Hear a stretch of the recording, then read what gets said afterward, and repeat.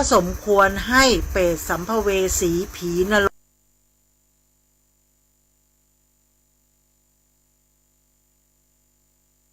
กทั้งหลายเนี่ยได้ไปรับข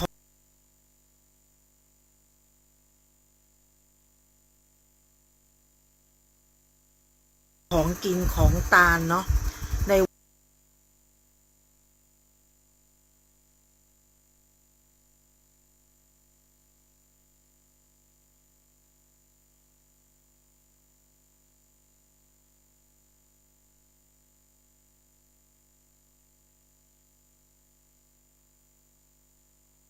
วันนี้ท่านยมบาลจึงสั่ง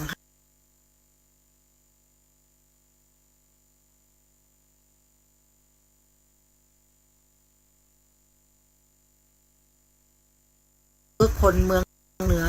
ถือเอาวัน12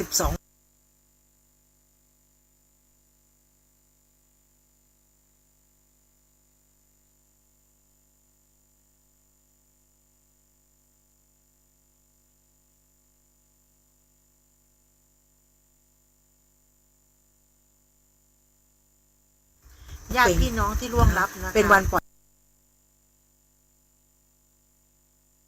เช่นเรื่องนิพพานสูตรนะคะแล้วก็มหามูลนิพพาน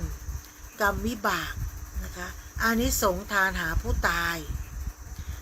อภิธรรม7คัมภีร์นะศาลา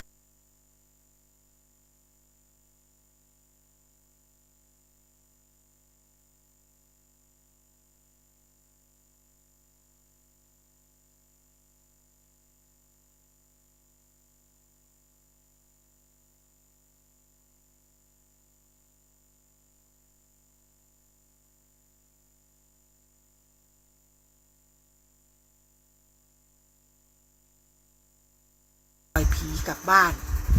ชาวบ้านจึง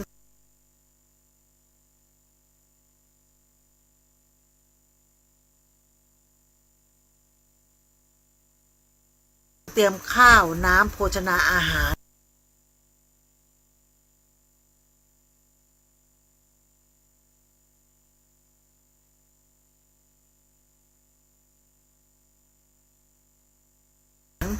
เสื้อผ้าไป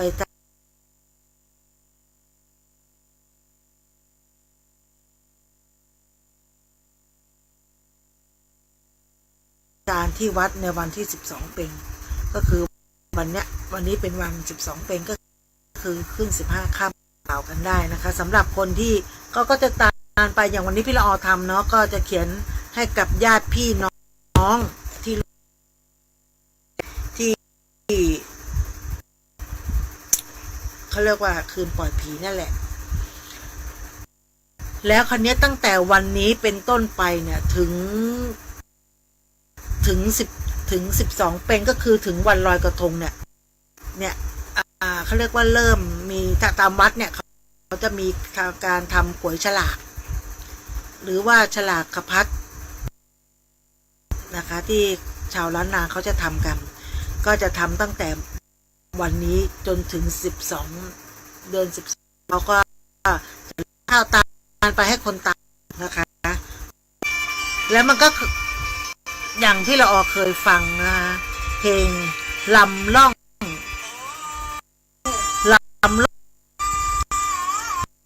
แล้วเนี่ยปล่อยคนนะสะท้อนถึงว่าลูกเนี่ยทำบุญให้พ่อให้แม่หรือเปล่าทำบุญให้ญาติพี่น้องหรือเปล่านะคะเพราะอะไรเพราะวิญญาณเนี่ยเขาออกมาจากขุมนรกเนาะลูกหลานหรือเปล่านะคะเพราะอะไรวิญญาณทีนี้ร่องวิญญาณแม่เนี่ยก็คือมาหาลูกหลานมีแต่ลูกหลานคนนู้นคนนี้คนอื่นแต่ลูกของตัวเองเนี่ยแต่ไปเที่ยวไปกินไปเล่นมันสะท้อนนะคะก็เลยมีบทเพลงลำล่องวิญญาณแม่ที่ว่ามันสะท้อนนะคะเราจะไปคาดหวังว่าถ้าเราตายไปแล้วเพลงเนี้ยฟังแล้วน้ำตาไหลเพ ราะลูกสมัยเนี้ยบางคนเนี่ยเราจะไปหวังคาดหวังว่าถ้าเราบารมีด้วยตัวเราตายไปแล้วเขาจะทำบุญให้เรานะชาติเนี้ยถ้าเราเกิดมาแล้วเราไม่ต้องไปพึ่งลูกเราสุวรรณเนี่ยเขาปล่อยวิญญาณมาแล้วเพื่อจะมารับบุญส่วนกุศลจากลูกแต่ลูกไม่มาแล้วมันก็น่าเสียใจนะคะมันน่าเสียใจที่เราฟังเพลงนี้แล้วแบบคือน้ำตามันไหลเนาะคือคนตายมองหาลูกแต่เด็กสมัยนี้เขาก็ไม่คิดอ่ะก็คือมันสะท้อนสังคมเนาะวันนี้บางคนยังไม่รู้จักเลยว่าเป็นวันอะไรเป็นวันเขาเรียกว่า12 เพ็ญทำบุญให้กับคนที่ล่วงลับไปแล้วนะคนที่ตายไปแล้ว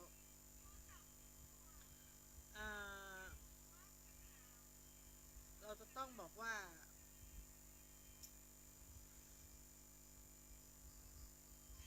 ฟังเพลงพี่ละออก็เลยให้ฟังเพลงวิญญาณล่อง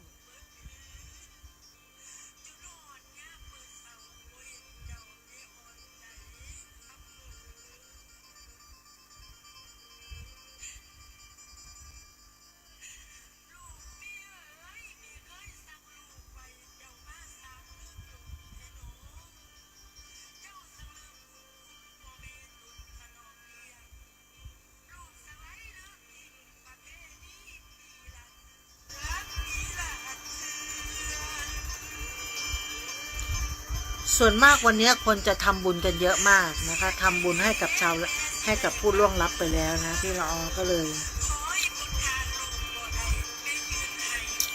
มาเล่าสู่กันฟังนะคะ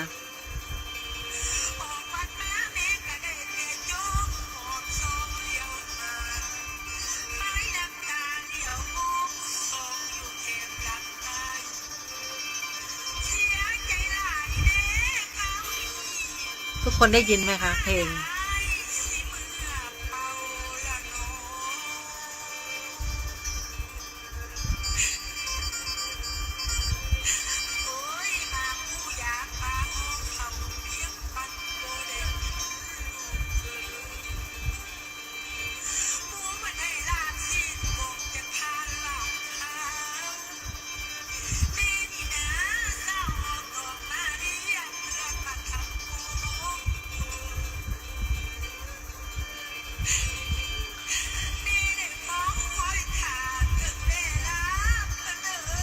ฟังแล้วน้ำตาจะไหลเนาะ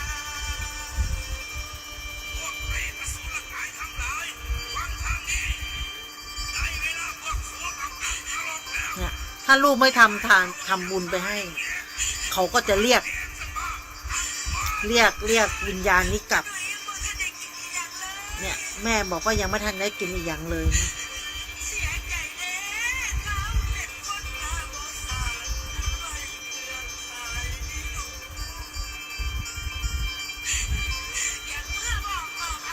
หรือเรียกอีกอย่างหนึ่งว่าอะไรนะ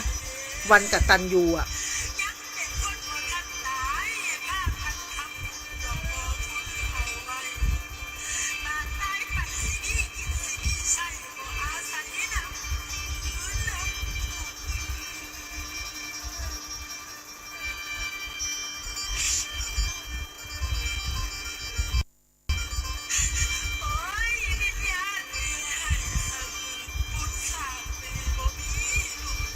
เป็นวันเขาเรียกวันอะไรวันกตัญญูของบรรดาลูกๆทั้งหลายนะคะความกตัญญูเนี่ยเขาเรียกว่าเป็นความชื่นชมเป็นเขาเรียกว่าเป็นเครื่องหมายของความดีมีความสำนึกในความดีหรือของบุคคลรู้จักอะไรเขาเรียกว่าการตอบแทนสิ่งที่บุคคลผู้มีพระคุณต่อเรานะคะคนที่มีคุณสมบัติต้องทำตัวเองถ้าเกิดว่าเรามีความกตัญญูเนี่ยเราจะสำเร็จในหน้าที่การงานนะไม่ว่าจะเป็นหลายๆเรื่องเขาเรียกว่าความกตัญญูนี่มีหลายๆอย่างนะคะ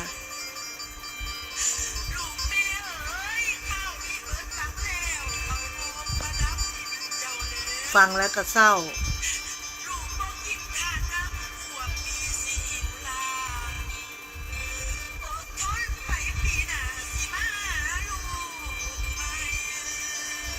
บางคนเขาบอกว่าความกตัญญู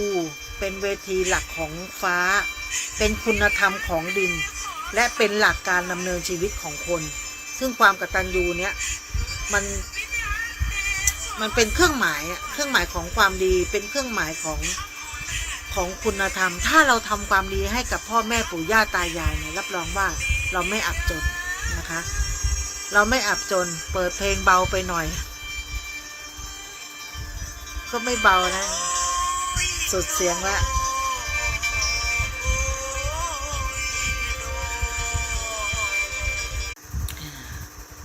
จบ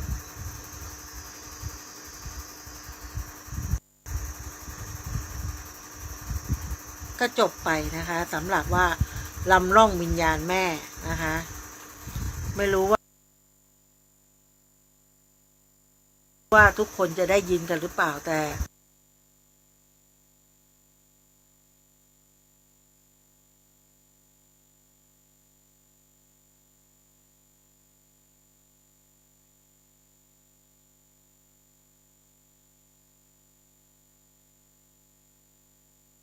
มีไอ้สุรินทร์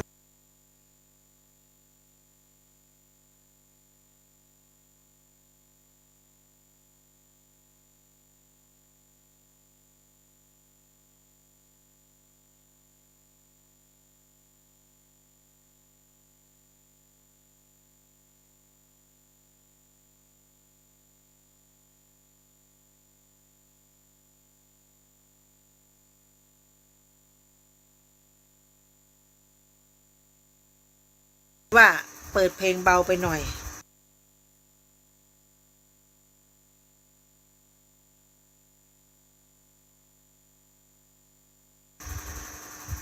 ต่อดีกว่า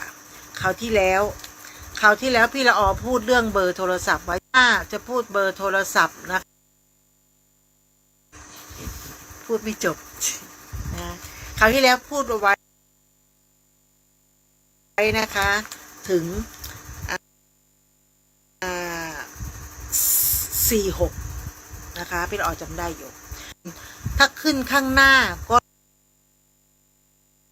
ดีนะคะอยู่ข้างหลังก็ดีมีตรงกลางก็ดีให้มี4664ไว้เลขคู่นี้ถือเป็นเลขแห่งความอ่อนหวานมีความร่าเริงแจ่มใสนะคะสนุกสนานช่างพูดช่างเจรจาอ่อนโยนนะคะดวงผู้ที่มีเลขเนี้ยเป็นคนที่เอาใจเก่งนะเป็นที่รักของผู้คนอื่นนะดวงชะตาเนี่ยหาเงินเก่งมากถ้ามี64นะหาเงินเก่งหมุนเงินคล่องทำมาค้าขึ้นสามารถสร้างรายได้หลายๆทางพร้อมกันเจ้าตัวเป็นคนมีเสน่ห์นะแล้วก็เขาเรียกว่ามีความรักรอบตัวรักคนง่ายก็จะมีปัญหาวุ่นๆนิดหน่อยแต่มันจะเด่นในเรื่องของการพูดการจาการมีเสน่ห์ในเรื่องค้า64เนี่ยนะคะส่วนคนเบอร์ที่มี47หรือ74ในเครื่องพี่ละออจะแนะนำนะคะ7447เนี่ยสมควรเอาไว้ในบุคคลที่ขี้เกียจทำงานขี้เกียจคนที่ไม่มีความกระตือรือร้นให้มีเบอร์4774เข้าไว้ในเบอร์เลยนะคะเขาจะมีความกระตือรือร้นเขาบอกว่าแต่เขาจะมีสำหรับคนที่มันเหมาะกับคนที่ใช้แรงงานนะคะเหมาะกับการที่ทำงานหนักใช้แรงงานนะคะแต่ถ้าไปอยู่กับคนที่แบบไปอยู่กับคนที่เป็นครูบาอาจารย์อย่างนี้ไม่ได้ทำงานนี้ไม่ได้ไม่ได้ทำงานหนักนะเพราะ4774เนี่ยเขาเรียกว่าคุณไม่ต้องเลยฉันทำเองนะคะคุณไม่ต้องทำเองแล้วก็ชอบลุยขอพิสูจน์ด้วยตัวเองมุมานะด้วยตัวเองคนอื่นไม่ทำไม่เป็นไรเดี๋ยวเราทำเองนะสำหรับเบอร์4774ต่อไปเป็นเบอร์4884นะคะ 4884ฉลาดมีไหวพริบปฏิภาณดีสามารถพลิกแพลงแก้ไขปัญหาเฉพาะหน้าอย่างรวดเร็วปรับตัวเก่งนะคะทันคนทันเกมนะคะสำหรับเบอร์นี้ก็มีไว้ก็คือเขาเรียกว่าอย่าไปค้ำต่ออีคิดเร็วพูดเร็วทำงานไวนะคะบางทีคนอื่นตามไม่ทันนะแต่ต้องพยายามปรับความเร็วให้เหมาะสมนะคะคนที่มีเบอร์นี้อยู่ในมีเลขนี้อยู่ในเบอร์เนี่ยเขาเรียกว่ามักสนใจในเทคโนโลยีนะชอบโทรศัพท์มือถือ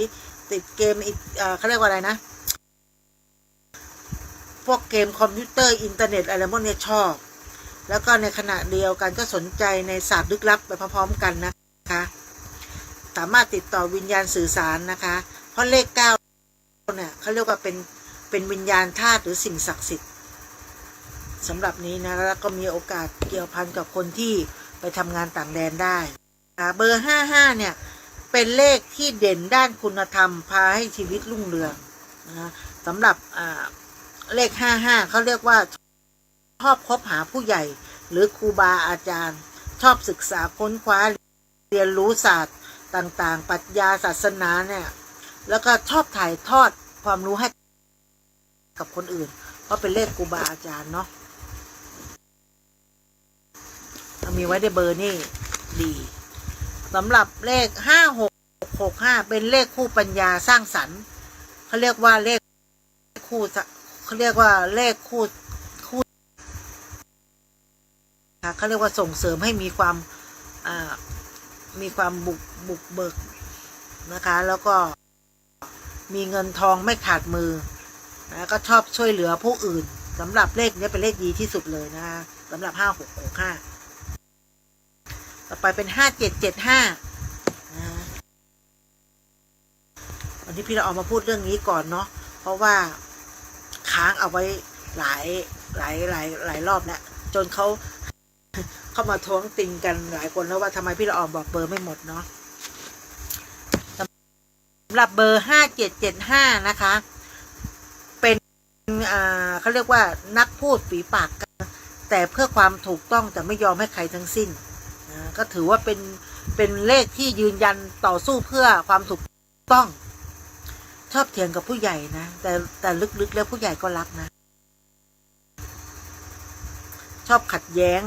กับผู้ใหญ่แล้วก็เวลาว่างมักชอบใช้ความคิดหาเหตุผลไต่ตรองชีวิตของตัวเองมาจนบางครั้งคิดว่าเป็นบางทีความคิดมันจะตีกันเองนะสำหรับ5775เนี่ยแล้วก็ชอบเริ่มโครงการใหญ่ๆนะสำหรับ5775ความหมายของ5885คือเป็นคนที่ฉลาดแบบมีเล่ห์เหลี่ยมรู้ทันโกงมีไหวพริบสามารถพลิกแพลงแก้ไขสถานการณ์เฉพาะหน้าได้นะคะเขาเรียกว่าเบอร์พวกนี้เลขพวกนี้สามารถโกหกแต่งหนังสือได้เป็นเล่มๆเป็นนักวางแผนนะคะเป็นนักวางแผนนะคะแล้วก็ระมัดระวังตัวแต่ก็เอาตัวรอดได้ในสังคมไม่ชอบทำอะไรจำเจซ้ำซากเป็นคนที่เบื่อง่ายสำหรับ5995เนี่ยเป็นคนที่มีลางสังหรณ์พิเศษนะคะมีสิ่งศักดิ์สิทธิ์คุ้มครองมีปัญญาละเอียดลึกซึ้งเมื่อศึกษาสิ่งใดมักจะลึกถึงลงถึงแก่นแท้นะคะสำหรับเลข5995เขาเรียกว่าจะสนิทกับผู้ใหญ่ได้ง่ายพูดคุยกับคนต่างวัยได้ถูกคอนะเป็นคนชอบคุยกับผู้หลักผู้ใหญ่จะเมตตาอยู่เสมอนิสัยเป็นการให้ชอบทำบุญเนาะแล้วก็อาจจะมีโชคมีลาภแบบไม่คาดไม่ถึงต่อไปสำหรับเลข66ที่มาอยู่ในเบอร์นะคะ66เนี่ยเขาเรียกว่าส่งเสริมด้านความอ่อนหวานน่ารักมองโลกในแง่ดีเสมอนะคะแล้วก็เป็นคนที่ขี้สงสารคนอารมณ์ดีล่าเริงนะคะเจ้าสำราญมีเสน่ห์แต่จะวุ่นวายในเรื่องอะไรวุ่นวายในเรื่องลักๆใคร่ๆนะเพราะมักจะมีลัก ซ้อนประเภทมีกิ๊กมือที่สามเกิดขึ้นได้ง่ายทั้งที่ตั้งใจและไม่ตั้งใจนะคะมีโชคลาภและมีทรัพย์เข้ามาเรื่อยๆไม่ขาดเขาเรียกว่าหาเงินเก่งใช้คล่องแล้วก็มือเติบจะใช้จ่ายมากตามใจตัวเองนะคะเขาเรียกว่าแนะนำว่าสนุกให้น้อยลงให้จริงจังกับชีวิตมากขึ้นชีวิตนี้จะสมบูรณ์มากนะคะสำหรับกกนี่เจ้าสำราญแน่นอนมีกิ๊กมีชู้วุ่นวายเรื่องรักๆใครๆทั้งนั้นเลยถ้ามีไว้ในเบอร์นะต่อไปสำหรับ6776เนี่ยเขาเรียกว่าเป็นเลขคู่ศัตรูการเงินและความรักเป็นทุกข์เป็นกังวลแม้มุ่งมั่นหาเงินนะจนมีรายได้ดีแต่มีรายจ่ายสูงเช่นกันนะเขาเรียกว่า7667เนี่ยเป็นคนที่มีเขาเรียกว่าหาเงินมาแล้วมีคนช่วยใช้เนาะหาเงินมาเป็นคนช่วยใช้แล้วก็มีภาระที่รับผิดชอบมากตัวเองใช้เงินเก่งอยู่แล้วรสนมดีอยู่แล้วส่วนแล้วก็มีคนมาช่วยใช้อีกตัวเราก็ใช้เก่งอยู่แล้วนะหาเงินมาเท่าไหร่เขาเรียกว่าอะไรนะถ้ามี6776มีความรักมักเป็นทุกข์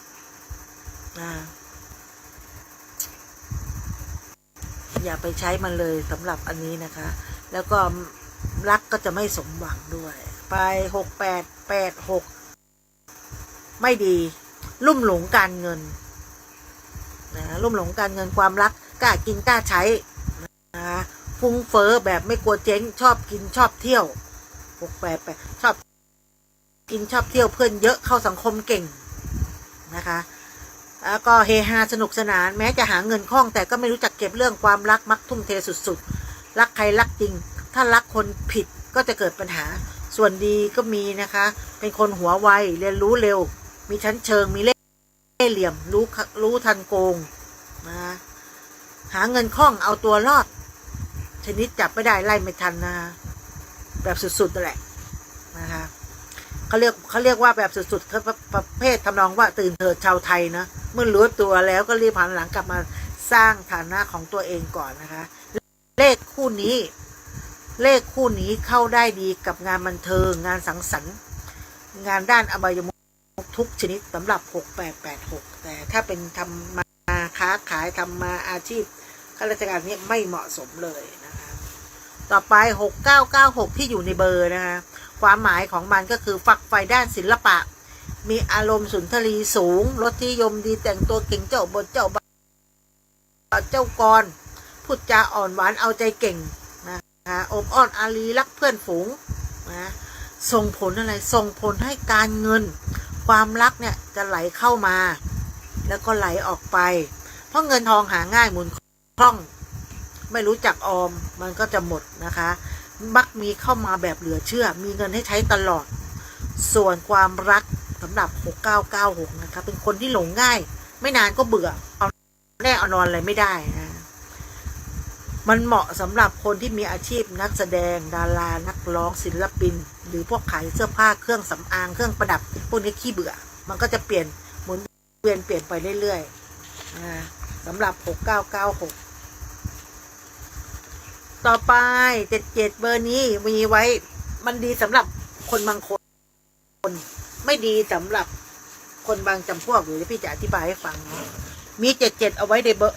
ในเบอร์มือถือเนี่ย77เนี่ยเขาเรียกว่าชีวิตนี้มีอุปสรรคมีปัญหาลุมเร้าเครียดสุดๆนะก็จริงจังกับชีวิตเกินไปมีแรงกดดันผ่อนคลายรู้จักปล่อยวางเขาเรียกว่าปล่อยวางไม่เป็นถ้ามี77เนี่ยพูดจาขวานผ่าซากนะคะแล้วก็รักการทำงานมากกว่าการอยู่เฉยๆเป็นคนสู้งานหนักมักจะทำงานที่ต้องใช้ความอดทนอย่างมากคิดการใหญ่มุ่งมั่นสร้างอนาคตนะเป็นคนคิดมากกังวลเยอะวางแผนชีวิตอยู่ตลอดเวลาเป็นคนขี้เครียดนะคะแต่อันเนี้ยมันเหมาะสำหรับเขาเรียกว่าเขาเรียกเหมาะสำหรับคนที่มีความอดทนนะคะแต่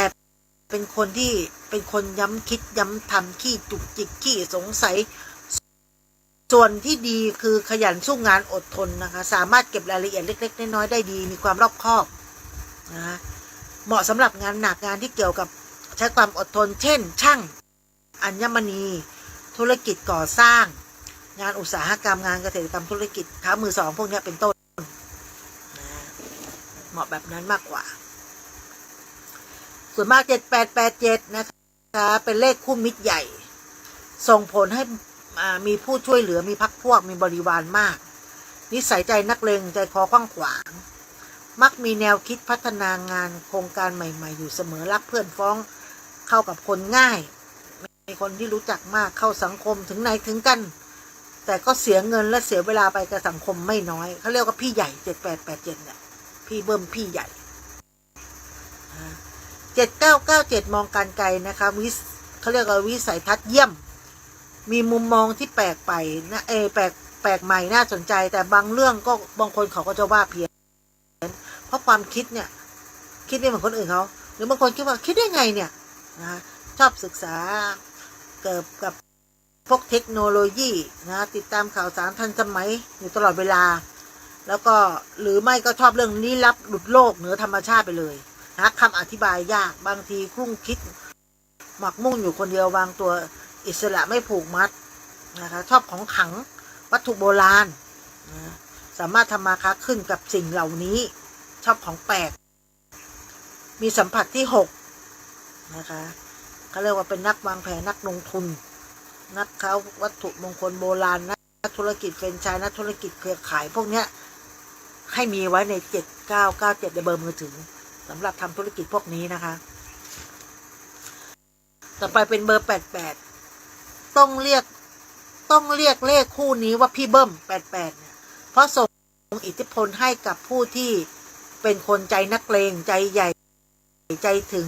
กล้าได้กล้าเสียนะคะชอบเสี่ยงมักทดลองเป็นคนที่หูเบาขาดสติใจร้อนไม่ยั้งคิดขาดการควบคุมนะแต่เลขนี้ควรหมั่นเข้าหาครูบาอาจารย์ที่ปรึกษาดีๆไว้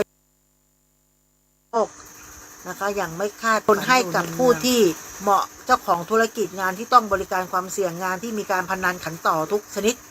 จะถนัดมากรวมไปถึงงานที่เกี่ยวข้องกับอบายมุขต่างๆหากคบหาหรือทำงานเกี่ยวข้องกับต่างชาติจะถูกโฉลกยิ่งขึ้นให้มี88ไว้ในเบอร์นะคะมันเหมาะกับบางคนเท่านั้นเองนะแล้วก็เป็นภูมิแพ้นะแต่คันนู่นคันนี่อยู่นี่มีฝุ่นเยอะเขาจะยุบยิบไปหมด8998นะคะเผด็จการใครมีเลขนี้นะเผด็จการเจ้าระเบียบเข้มงวดหลงตัวเองบ้าพลังชอบทดลองของแปลกบางครั้งทำตัวลึกลับทำให้เข้าใจยากทั้งหมดที่กล่าวมาเป็นข้อเสียทั้งนั้นแต่เมื่อมองอีกด้านหนึ่งก็จะพบข้อดีหลายไม่แพ้ข้อแรกเหมือนกันเป็นคนใจกว้างใจใหญ่มีน้ำใจอีกทั้งยังส่งเสริมให้ผู้ครอบครองบังเกิดอำนาจบารมีในการสั่งการหรือควบคุมมีนิสัยสัมผัสพิเศษสามารถคาดการแม่นยำเรียกว่าพลังจิตเข้มแข็งนะคะซึ่งทำผ่านวิกฤตมาหลายครั้งหลายหนแล้วเนี่ยอาจจะมีเกี่ยวกับของขลังพวกเนี้ยวัตถุมงคลชอบประเภทประกอบพิธีกรรมต่างๆเนี่ยอันนี้เขาชอบสำหรับเบอร์89ต่อไปเป็นเบอร์99ผู้ใช้เลขนี้มักสนใจศึกษาค้นคว้าเรื่องเหนือธรรมชาติเรื่องอัศจรรย์เรื่องเร้นลับรวมไปถึงปรัชญาศาสนาโหราศาสตร์เจ้าตัวมีนิสัยใช้อารมณ์และความรู้สึกมากกว่าเหตุผลนะคะความอ่อนไหวมีโลกส่วนตัวเข้าถึงยากมากมีอิสระลางสังขรณ์แม่นยำอย่างรู้ดีย่ำมีวาจาศักดิ์สิทธิ์กล่าวสิ่งใดมักจะเป็นสิ่งนั้นอยู่เสมอสำหรับเลข99นะคะเลขคู่นี้สุดยอดปาฏิหาริย์ก็จบลงเพียงณเท่านี้สำหรับเบอร์มือถือที่พี่เราเอาติดค้างเอาไว้นะคะใครอยากเปลี่ยนอยากใช้อยากอะไรก็ไปศึกษาดูนะคะในเว็บไซต์ต่างๆเดี๋ยวนี้ก็มีเยอะแต่ก็จะแพงหน่อยแต่ถ้าเราศึกษาด้วยตัวเราเองปุ๊บเราออกแบบเลขเองแล้วลองไปหานะคะลองไปหาดูพี่เราพูดไปพูดมาพี่เราก็จะหลับแล้วนะถ้ ถ้าพี่เราจะแนะนำนะคะถ้าใครจะเลือกเบอร์มือถือที่เน้นในเรื่องการเงินให้มีเบอร์นี้นะคะควรมีเลขต่อไปนี้นะคะ15511661 224 226 226 366 346 46 46 56 56 56 96 96 96 และห้ามมีเลขเสียเงินรั่วไหลเช่น2772แน่นอนปรากฏในเบอร์มือถือแม้เพียงคู่เดียวจะถือว่าใช้ไม่ได้เลยเพราะทรัพย์ยังคงรั่วอยู่เสมอนะคะ7227เนี่ยไม่ดีว่าออกมากๆเลยนะคะถ้าจะเน้นความรักเนี่ยถ้าอยากให้ความรักสดใสให้ใช้เทคนิคนิดเดียวคือเบอร์การเงินเนื่องจากเลขการเงินกับความรักใช้ชุดตัวเลขเดียวกันเพราะว่าเป็นคนมีเสน่ห์น่ารักและจะมีรายได้ดีควบคู่กันไปและห้ามมีตัวเลขเสียเช่น0378อย่ามีไว้ในเบอร์นะเดี๋ยวรักจะสุกดิบตามตัวเลขมีเบอร์มือถือที่ช่วยให้มีคนมาจีบมากๆหรือไม่มีครับด้วยการช้ำของตัวเลขเสน่ห์ในเบอร์มือถือเช่น6666หรือ6969ซึ่งพอเจอในดาราบางท่านที่เป็นข่าวชู้สาวอยู่เสมอเขาเรียกว่าเป็นข้อเสียของเบเกอรี่มีเสน่ห์มากเกินไปนะคะสำหรับเบอร์มือถือก็จะเป็นแบบนั้นแบบนี้นะคะทางที่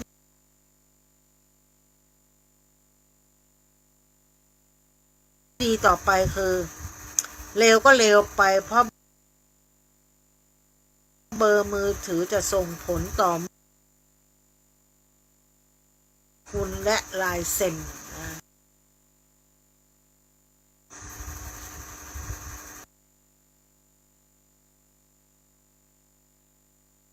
เขาถามว่าใช้เบอร์เก่าควบคู่กับเบอร์ใหม่ได้หรือเปล่า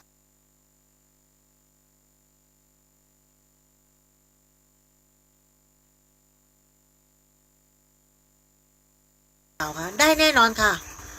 เพราะว่าท่านจะใช้เบอร์เดิมที่ไม่เต็มที่นักหากแต่ละเบอร์มีพลังขัดแย้งกันเองนี่นะคะ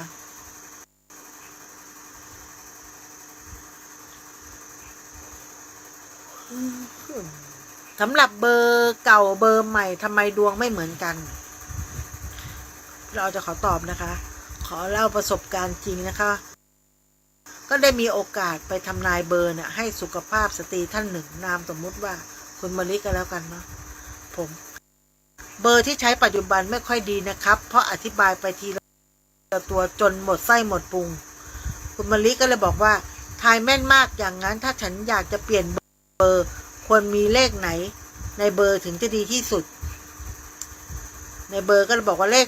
5665ครับเพราะเป็นเลขคู่ปัญญาและคู่หาทรัพย์ซึ่งถือเป็นตัวเลขที่ดีมากนะคะสำหรับ6556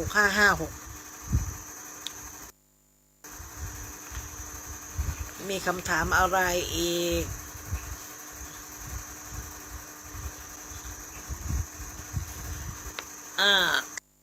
ทำนายสุขภาพได้หรือไม่ได้แต่ไม่ควรทายครับเพราะมันจะซับซ้อนเกินกว่าที่จะทายให้แม่นยำนี่เป็นอีกหนึ่งข้อจำกัดของการทำนายดวงชะตาด้วยเบอร์โทรศัพท์มือถือแต่นักโหราศาสตร์บางท่านสามารถทายจากตัวเลขได้ว่าน่าจะป่วยเป็นโรคใดแต่สำหรับผมไม่มั่นใจข้อนี้เพราะหาคำตอบยืนยันได้ยากการเงินการงานความรักย่อมส่งผลให้สบายใจและสบายกายพอให้สุขภาพดีไปด้วยโมทนาสาธุสำหรับเบอร์นี้นะคะเขาก็ถามมาอีกนะคะหากเบอร์มือถือมีเลขเสียสักตัวหนึ่งใช้ได้หรือไม่ก็จะตอบได้ค่ะแต่สะดุดและส่งผลไม่สมบูรณ์นักทั้งนี้ทั้งนั้นจะต้องดูอาชีพของผู้ที่ใช้เบอร์นั้นประกอบด้วยครับเช่นถ้ามีอาชีพการงาน ต้องบูล้างผลาญก็ควรให้เบอร์ที่มีเลขเป็นคู่ศัตรูด้วยไม่เปลี่ยนเบอร์โทรศัพท์มือถือที่ใช้อยู่ได้หรือไม่นะครับขึ้นอยู่กับการตัดสินใจของผู้ใช้และนี่เป็นเพียงคำแนะนำเท่านั้นนะคะ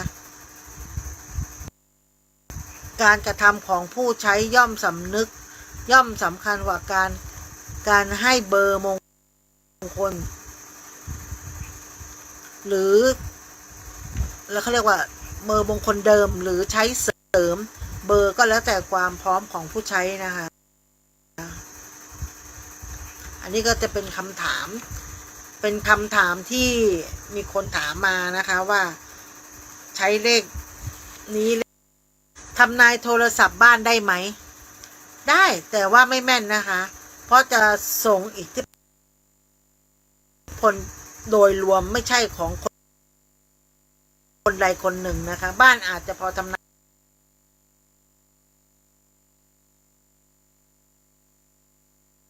ายได้ระดับหนึ่งว่าภาพรวมดีหรือไม่ดีแต่ลงรายละเอียดมากนักไม่ได้นะคะมาจีบอยากได้เบอร์ที่มีคนจีบมาก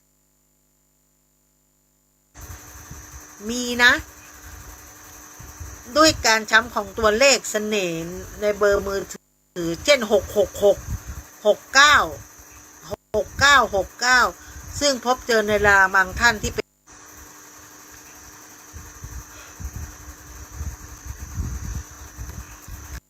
ก็ถามมาอีกว่าเบอร์เนี่ยสามารถบอกอนาคตได้ไหมนะคะไม่ได้นะคะแต่บอกได้ว่าถ้าอนาคตยังใช้อยู่ก็จะเป็นแบบนั้นแบบนี้จะดีต่อไปหรือไม่ดีจะเลวต่อไปยังไงเพราะเบอร์มือถือจะส่งผลต่อเมื่อมีการใช้งานในปัจจุบันเช่นเดียวกับการใช้ชื่อนามสกุลและลายเซ็นนะ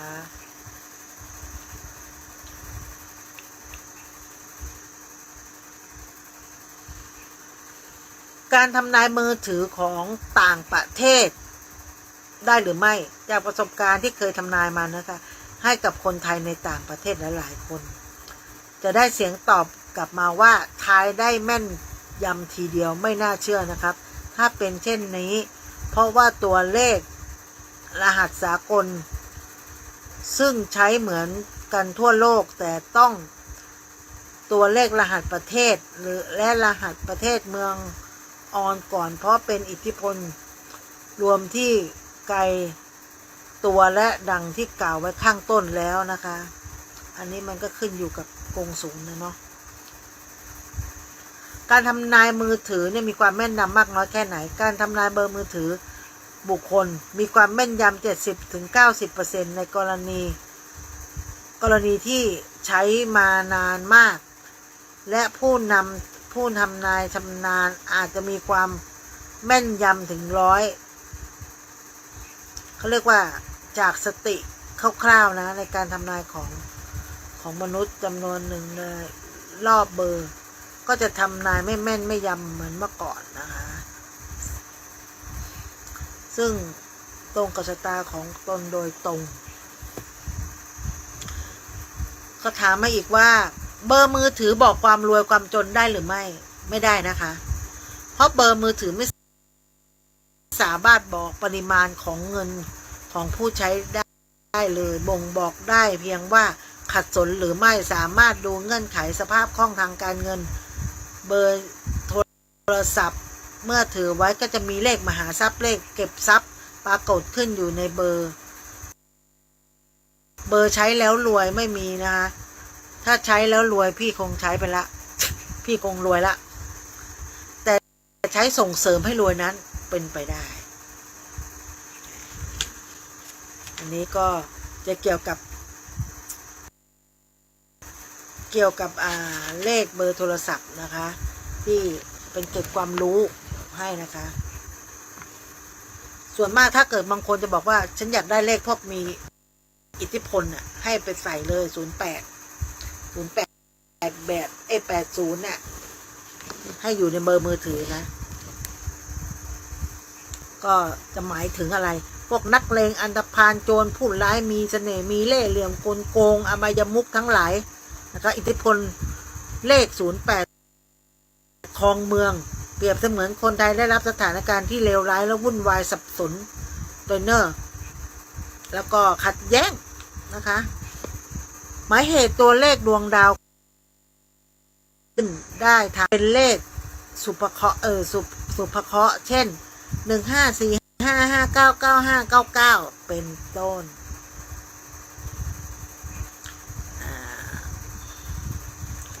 สำหรับอันนี้ก็คือที่บอกมานี่คือเป็นเกร็ดความรู้นะคะสำหรับเบอร์ที่เราจะต้องใช้เป็นเกร็ดความรู้เพราะเมื่อคืนนี้บอกว่าจะลงมาสวดมนต์ข้างล่างกันไงพอดีฝนตกนะก็เดินเลยขึ้นไปข้างบนได้หอบเพราะผมนู่นนี่นั่นพี่มาชะโงกมองไม่มีใครละเนาะต่อไปอาชีพกับเบอร์มือถือเนี่ยมันเชื่อมโยงกันได้อย่างน่าอัศจรรย์นะพวกข้าราชการเนี่ยพี่แนะนำนะคะให้ใช้1441155511991ให้มีไว้ในเบอร์นะสำหรับพวกค้าขายพวกเซลแมน266244446566566นะ15516เพิ่มเลข5หรือเลข9เข้าไปด้วยยิ่งส่งเสริมให้เจริญรุ่งเรืองดีต่อไปเป็นอาชีพสื่อสารหรือประสานงาน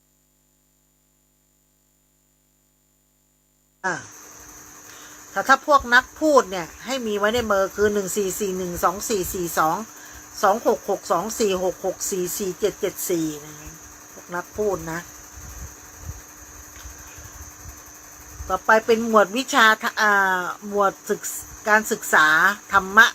แล้วก็พวกปัญญาพวกนักบวชถ้านักบวชนะให้ใช้0550455455599599ส่วนครูบาอาจารย์ให้มี144115514554555995เนาะนักวิทยาศาสตร์144115551455449945995และ99นักบริหารนักวางแผนนักคิด14411551166161565สำหรับหมวดพลังจิตหรือว่าพวกที่มีรางสังหรณ์น่ะพวกนักไสยศาสตร์หมอดูร่างทรงนะคะเพื่อนจะชอบนะให้มี0990055099มีไว้ในเบอร์อาชีพหมวดไฮเทคพวกนี้ธุรกิจแปลกใหม่เช่น MLM แล้วก็ e-market ต่างๆเนี่ยให้มี19919449599599สำหรับเบอร์นี้นะส่วนเครื่องใช้ไฟฟ้าคอมพิวเตอร์มือถือให้ใช้19914994955999อิเล็กทรอนิกส์โปรแกรมเมอร์49945995ให้มีไว้ในเบอร์นะต่อไปสำหรับอาชีพหมวดวัตถุมงคลนะพวกค้าของเก่าพวกของขลังอะไรพวกเนี้ยให้มี099079979998นะจำไม่ทันเนอะสำหรับอาชีพหมวดศิลปะนะคะเป็นพวกออกแบบตกแต่งช่างฝีมือพวกเนี้ยให้มี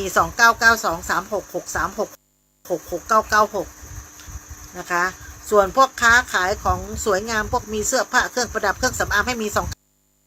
2992666996ถ้าฟังพี่ละออไม่ทันเนี่ยไปดูใน Facebook ของพี่ละออนะคะนวลละออใจเย็นเนี่ยก็เข้าไปฟังใหม่อีกรอบหนึ่งนะคะหรือเข้าไปทาง YouTube ก็ได้นะคะใหม่อีกรอบหนึ่งใน YouTube ก็จะมีของวัดฝายหินเนาะก็จะมีตรงนั้นก็เข้าไปฟังย้อนหลังได้นะคะก็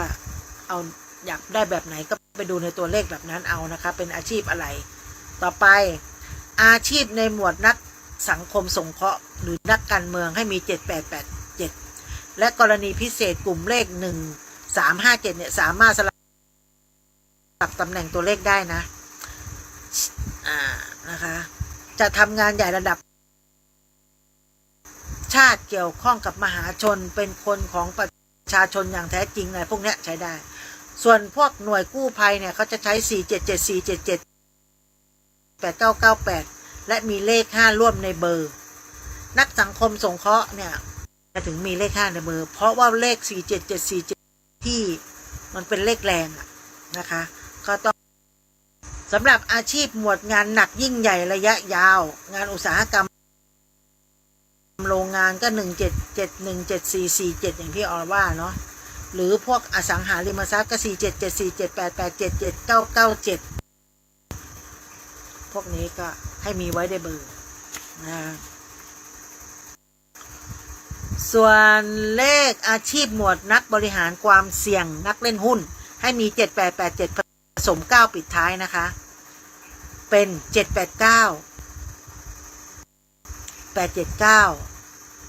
มันจะส่งผลแน่นอนพวกเล่นหุ้น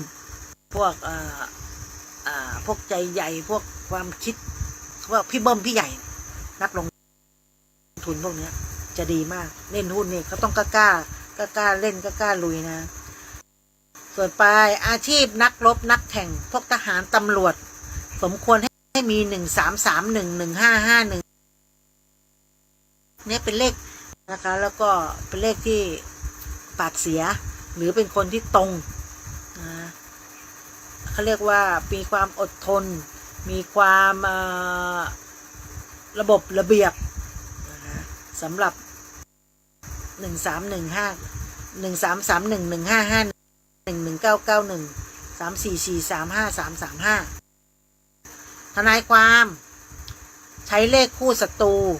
ยิ่งมีเรื่องยิ่งได้เงินยิ่งได้งานแต่ก็ควรมีเลข5หรือเลข9ผสมไว้ในเบอร์นะเพราะว่าควรใช้เฉพาะงานเท่านั้นไม่ควรไปปะปนกับเบอร์ส่วนตัวมันพวกทนายความเนี่ยต้องให้เดือดร้อนเนี่ยวุ่นวายพวกนี้จะได้งานนักกีฬานักแข่งขันให้มี333993และควรมีเลข5กำกับไว้ในเบอร์ด้วยนะเพราะมันแรงไงต้องมีเลข5กำกับไว้ส่วนนักปกครองเนี่ยให้มี355347748998เนาะใกล้จะตีหนึ่งแล้วส่วนอาชีพงานช่างต่างๆให้มี044033แล้วก็ควรมีเลข5ในเบอร์ด้วยเลขพวกนี้ถ้ามีเลข5ในเบอร์เนี่ยเขาเรียกว่าเป็นเบอร์กลางๆเป็นเบอร์ที่เป็นเบอร์ธรรมะจะดึงจากที่มันเลวร้ายหรือจากที่มันรุนแรงไปมันก็จะเลข5มันจะดึงออกมาเป็นกลางๆนะคะเลขสัพพะพวกนักปกครองกับ3553เนอะ477489998หมดกันช่างไปแล้วนะพวกอาชีพอำนาจมืดก็จะมีเจ้าพ่อนักเลงเจ้าของสถานเริงรมย์สมควรมี28827887888998นะคะหมดบันเทิงนักแสดง24422992666996คนเด่นคนดังต้องมี1991แน่นอนเหมือนที่แบบเรียกรถเรียกตำรวจนะ1991เนี่ย1991เรียกรถพยาบาลเรียกตำรวจอะไรพวกนี้ใครๆก็รู้จักนะ191191นะแล้วต่อเลข9เลขพวกนี้คนเด่นคนดังไงใครๆก็ต้องรู้จักใครๆก็รถ1991เจ็บป่วยหรือโดนอุบัติเหตุอะไรขึ้นมานึกอะไรไม่ได้ก็191เนาะนักมายากล49945885หัวไวรู้จักพลิกแพลงแก้ไขปัญหาเฉพาะหน้าเก่งพวกนี้นะพวกนักมายากลเนี่ยส่วนเขาบอกว่าถ้าเลือกเบอร์ให้สมกับวัยหรือสมกับเพศเหมาะสำหรับเพศนะคะส่งผลให้มีด้านเสน่ห์ขอแนะนำค่ะยกเว้นเลข0กับเลข9นะไม่บ่งบอกเพศเพราะเป็นอากาศธาตุและวิญญาณธาตุเมื่อสำรวจแล้วพบเลขสุภเคราะห์หรือบาปเคราะห์มากๆควรพิจารณาประกอบด้วยว่าผู้ที่ใช้เป็นผู้หญิงหรือผู้ชายนะเพราะมักมีผลต่อบุคลิกและความมีเสน่ห์ของเพศนั้นๆนะ